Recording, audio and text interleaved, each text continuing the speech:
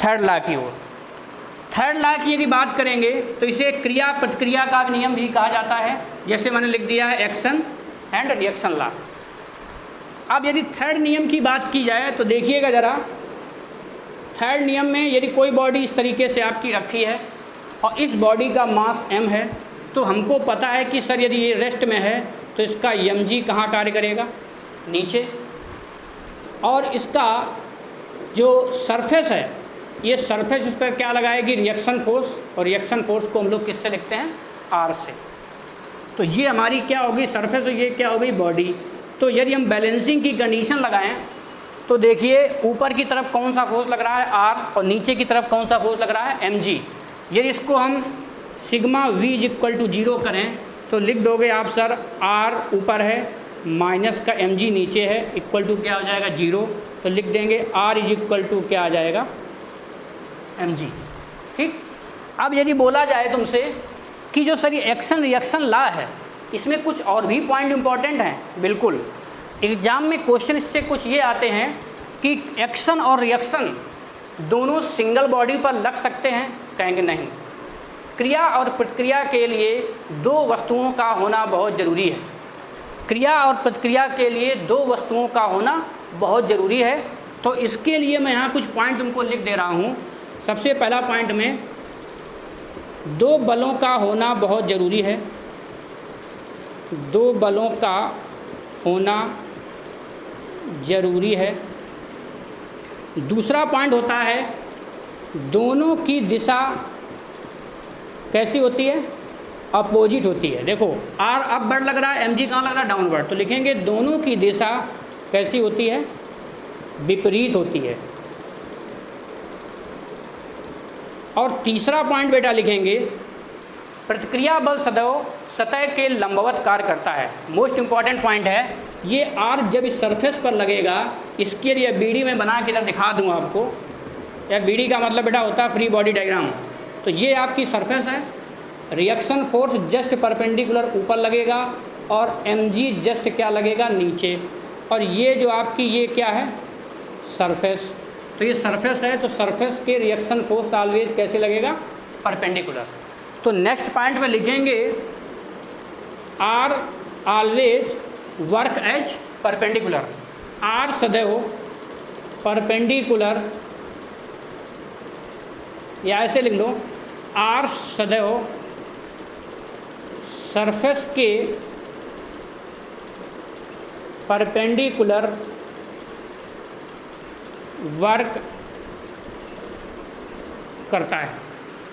Next point की यदि हम लोग चौथे पॉइंट की बात करेंगे तो कहेंगे क्रिया और प्रतिक्रिया, मैंने लिख दिया कि दोनों की दिशा विपरीत होनी चाहिए, दो बलों का होना बहुत ज़रूरी है। r सदैव सरफेस के परपेंडिकुलर वर्क करेगा। दूसरी चीज़ इसमें जो एक और इम्पॉर्टेंट पॉइंट है, रिएक्शन फोर्स जो होगा ये मेनली, हालांकि सतह के परपेंडिकुलर तो वर्क करता ही है, यदि सरफेस इंक्लाइंड है तो उस सतह के भी परपेंडिकुलर ही वर्क करेगा। ठीक। तो आप नेक्स्ट पॉइंट में लिखिए या मत लिखिएगा, इसका कोई ज़रूरी नहीं है। ये लिख दिएगा, दोनों बल एक साथ अलग अलग वस्तुओं पर कार्य करते हैं, अलग अलग वस्तुओं पर कार्य करते हैं। तो ये बेटा आपके नियम का फर्स्ट लॉ, सेकेंड लॉ और थर्ड लॉ हुआ न्यूटन्स का। अब यदि इसमें ये देखते हैं कि सर आपने ये तो बता दिया, एग्जाम में क्वेश्चन किस टाइप का आएगा। एग्जाम में क्वेश्चन आएगा तो बोलेगा न्यूटन्स के किस नियम को बल की परिभाषा दिया गया है, या न्यूटन का कौन सा नियम बल की परिभाषा देता है, तो कह देंगे सीधे सीधे फर्स्ट लॉ। अगर कहेगा न्यूटन का कौन सा नियम मूल नियम है तो कहेंगे द्वितीय नियम है। अगर पूछेगा कि क्रिया प्रतिक्रिया का नियम कौन है तो कह देंगे ये सर हमारा तीसरा नियम होता है। अब बेटा देखो, इससे रिलेटेड कुछ हम कॉन्सेप्ट देखते हैं, कुछ क्वेश्चंस और देखते हैं जो हमारे एग्जाम में आते रहते हैं।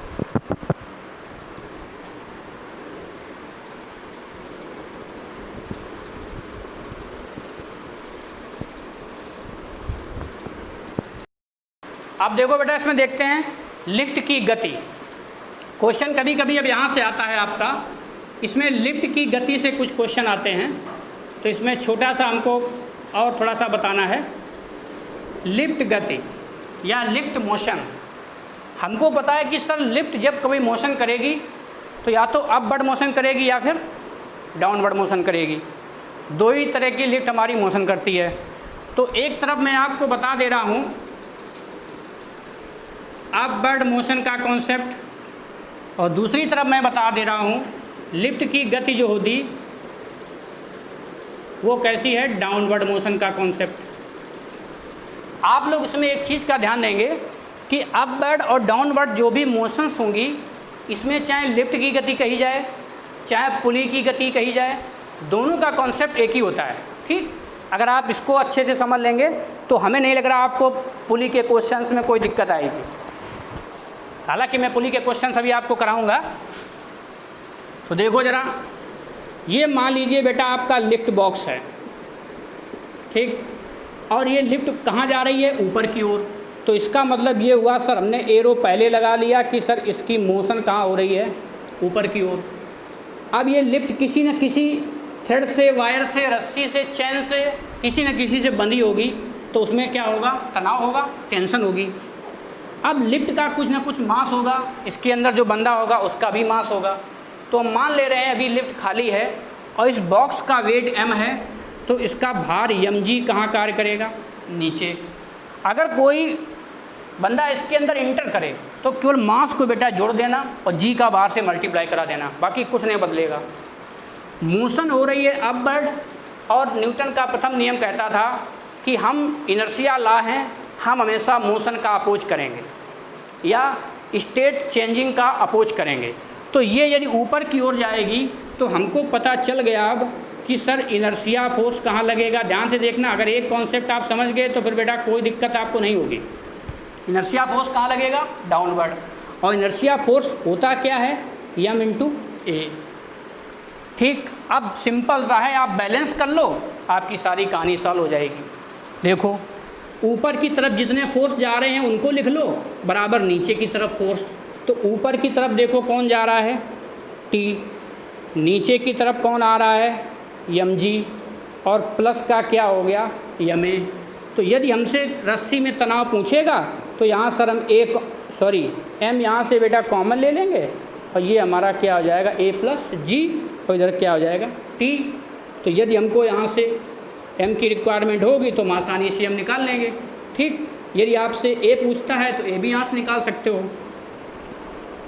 अब एक चीज़ आप ये बताइए, जब लिफ्ट नीचे से ऊपर जा रही होगी और आप मान लीजिए इसके अंदर बैठे हैं, तो जो T है ये कम होगा या ज़्यादा होगा। ठीक, हमें पता है कि सर यदि ना चल रही होती लिफ्ट तो इसका वेट कितना होता, केवल mg। अब यदि ये ऊपर की ओर चलने लगी तो हमने देखा कि सर ma तो इसमें जुड़ गया है ये, तो mg में अगर ये चीज़ ऐड हो गई है तो जब कोई बॉडी नीचे से ऊपर जाएगी तो उसका भार कैसा होगा, बढ़ता हुआ प्रतीत होगा। इस चीज़ को ध्यान देना। क्वेश्चन पूछा जाएगा, कोई झूला या कोई लिफ्ट में बैठा व्यक्ति जब नीचे से ऊपर जाता है तो उसको अपना वेट बढ़ता हुआ प्रतीत होता है या घटता हुआ प्रतीत होता है। तो कहेंगे सर इसमें वेट तो होना चाहिए mg, लेकिन ma ऐड हो रहा है। तो ये अगर ऐड हो रहा है तो कह देंगे सर इसका जो वेट होगा वो कैसा होगा, इंक्रीज हो रहा होगा। वेट कैसा होगा, इंक्रीज हो रहा होगा। डाउनवर्ड में ज़रा देख लो, इसकी यदि बात की जाएगी तो सिंपल सा वही कॉन्सेप्ट है कि ये आपका लिफ्ट है। ठीक, ऊपर की तरफ टेंशन T है, नीचे की तरफ क्या वर्क करेगा, mg। अब इसकी देखो बेटा मोशन कहाँ हो रही है, डाउनवर्ड। अगर मोशन डाउनवर्ड हो रही तो इनर्शिया फोर्स कहाँ लगेगा, अपवर्ड। इनर्शिया फोर्स को आप यहाँ से क्या लगा देना, अपवर्ड। और इनर्शिया फोर्स आपको पता है कि सर जो इनर्शिया होता है वो किसके बराबर होता है, ma के। बैलेंस कर लो, बहुत ईजी है। ऊपर की तरफ क्या जा रहा है, T, और क्या जा रहा है, ma। नीचे की तरफ कौन आ रहा है, mg। अगर हम T की बात करें तो ये देखो T = क्या हो जाएगा, mg - का ma। देखो एक चीज़ हमको फिर समझ में आई कि सर अब की बार तो आपका ma क्या हो रहा है, माइनस हो रहा है। तो अगर माइनस हो रहा है तो t कैसा होगा, कम होगा। अगर ये लिफ्ट मोशन ना कर रही होती तो हमारा वेट कितना होता है, mg। अगर ये लिफ्ट ऊपर से नीचे आने लगी है तो सर हमारा ये तो माइनस कुछ क्वांटिटी हो गई, तो ये माइनस हो गई, तो इसका मतलब ये हुआ कि सर हमारा जो वेट है वो कैसा होगा, डिक्रीज हो रहा होगा। तो यहाँ लिख देंगे कि सर वेट हमारा कैसा होगा, डिक्रीज हो रहा होगा या कम हो रहा होगा। क्वेश्चन कैसे पूछा जाएगा, कहेगा एक बॉडी ऊपर से नीचे की ओर एक समान त्वरण ए से आ रही है, बताइए उसका भार जो होगा वो बढ़ता हुआ प्रतीत होगा या घटता हुआ प्रतीत होगा। तो कहेंगे सर ऊपर से नीचे यदि आएगी तो माइनस क्वांटिटी होगी, और माइनस होगी तो वेट कैसा होगा, डिक्रीज होगा। इसको आप रटोगे तो भूल जाओगे कि ऊपर बढ़ता है नीचे जाने में घटता है, कभी कंफ्यूज हो जाओगे तो उल्टा कर दोगे। अब देखो एक क्वेश्चन इसमें ये पूछा जाता है कि यदि लिफ्ट की रस्सी टूट जाए, यदि लिफ्ट की रस्सी टूट जाए तो वेट क्या होगा। देखो बेटा यहाँ जरा हम एक कंडीशन, एक इसका केस फर्स्ट होता है, यदि रोप टूट जाए, लिफ्ट की रस्सी यदि टूट जाए तो हम जान गए सर अब फिर तो ये क्या आएगा, ए बराबर किसके हो जाएगा, जी के। अब वो एक ग्रेविटेशनल एक्सीलरेशन से नीचे की ओर आएगा, तो कह देंगे सर उस केस में तो आपका अब देखो क्या हो जाएगा, T is equal to m g minus, एक जगह जी रख दोगे तो m g minus m g, तो ये आपका क्या हो जाएगा, कैंसिल हो जाएगा, और टी क्या हो जाएगा, जीरो। इसका मतलब वेट लेस फीलिंग होगी, या ये कह दो कि सर भारहीनता का अनुभव होगा। क्वेश्चन पूछा जाता है भारहीनता का अनुभव कब होता है, तो कहेंगे जब ऊपर से नीचे कोई लिफ्ट आ रही होगी और उसकी रस्सी टूट जाएगी, तो ए बराबर किसके हो जाएगा, जी के। तो एम जी माइनस एम जी कट जाएगा, तो रस्सी में तनाव कितना होगा, जीरो, अर्थात हमको वेट लेस फीलिंग होगी। जिस पे हम बैठे होंगे हमें लगेगा हम ऐसे ही आ रहे हैं नॉर्मली। ठीक, यही चीज़ें झूले में भी होती हैं, जब ऊपर से हम नीचे आते हैं तो हमको ज़्यादातर डर लगता है।